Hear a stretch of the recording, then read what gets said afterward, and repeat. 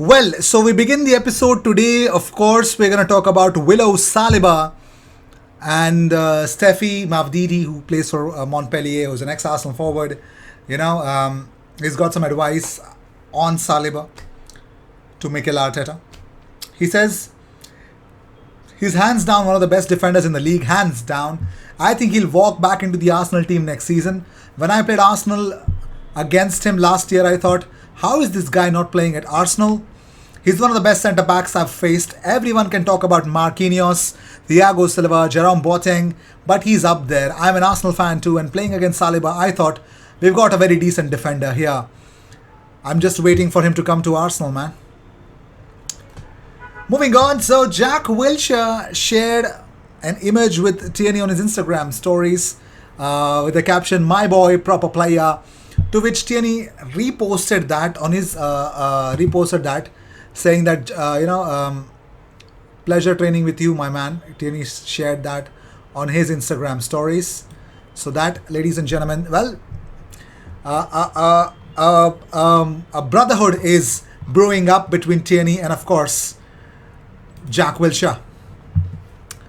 Moving on, so Olympique Lyon president Jean-Michel Aulas says that we'll do our best to sign Alex Lacazette in June. Lacazette's out of contract with Arsenal in June, Fabrizio Romano tweets out.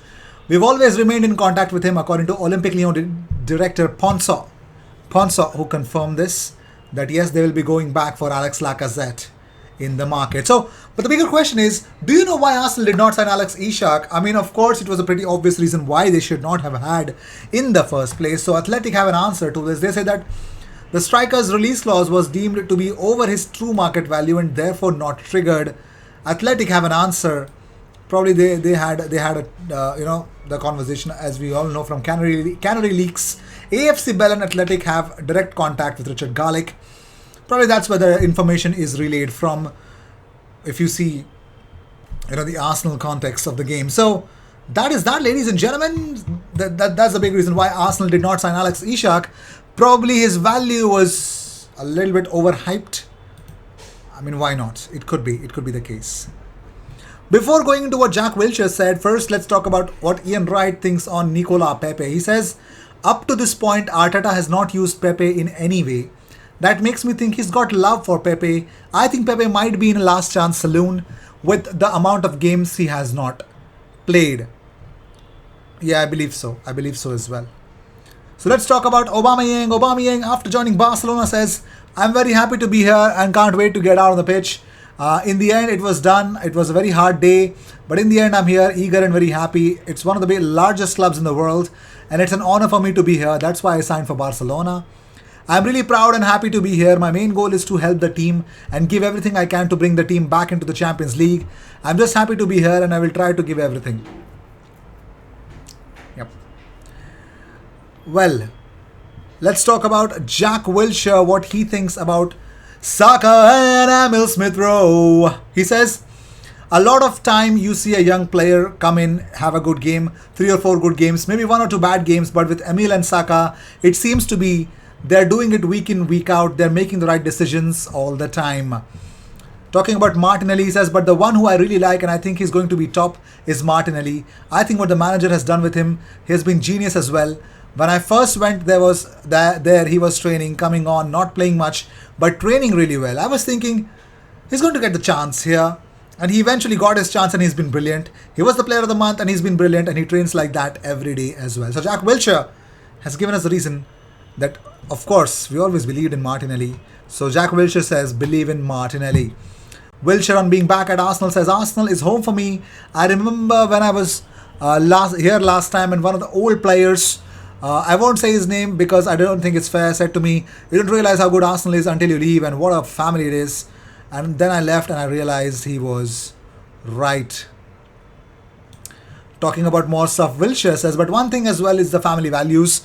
When I was down, when I was low, they reached out to me, gave me an opportunity to come back and train and build my confidence up again, build my fitness up. I'll be forever grateful for that. Of course, that's what this team is all about. Lovely, isn't it?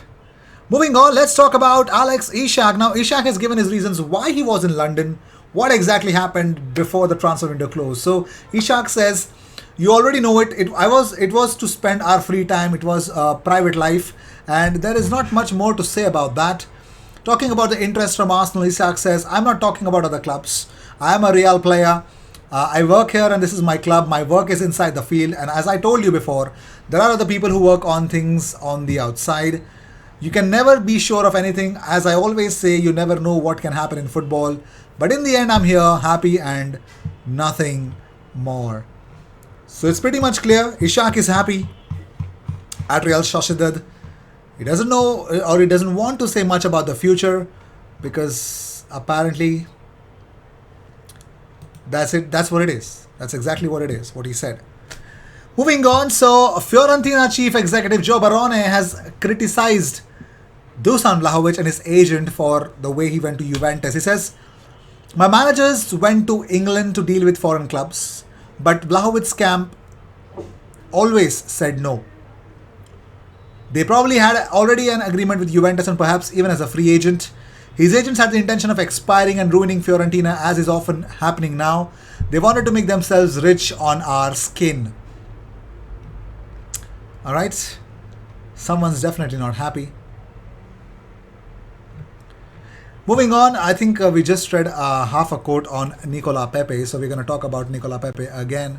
And Ian Wright's official full statement on Nicola Pepe was that, I'd like to see something from him. When you watch him in the Africa Cup of Nations, where I think the defender is even harder with them guys, with how athletic, how good and how intelligent they are, you've got to do a lot more, and when you watch him, he's done it. Why aren't we getting that out of him? If that means playing him in a false nine or playing him in a position where he's just free and gets on the ball and runs at people. So Ian Wright wants more from Nicola Pepe. That's all he meant. So that's that. Alan Smith has claimed that it could be Gabriel Martinelli's time to step up, play centrally after Aubameyang has left. Alan Smith says, it might just be Martinelli's time. So far, he has been given a chance on the left, and he has taken that chance. In order to be given an opportunity to play through the middle, you have got to show that you are in good form and you are fully fit and you are playing with confidence. He has done that, so this could be a good time to move him inside. So yes, ladies and gentlemen, there was a chance that Arsenal, according to Mundo Deportivo, that Arsenal was supposed to sign Samuel Umtiti, but just before signing him, he got a foot injury, and that was not Umtiti getting injured. That was God giving us a second chance of preventing us not signing Umtiti. God is great. God is great for sure. So with this, I'd like to end this episode. Thank you so much for tuning in. If you seek daily Arsenal content, best place to be, consider subscribing. I will see you in the next one. Cheers.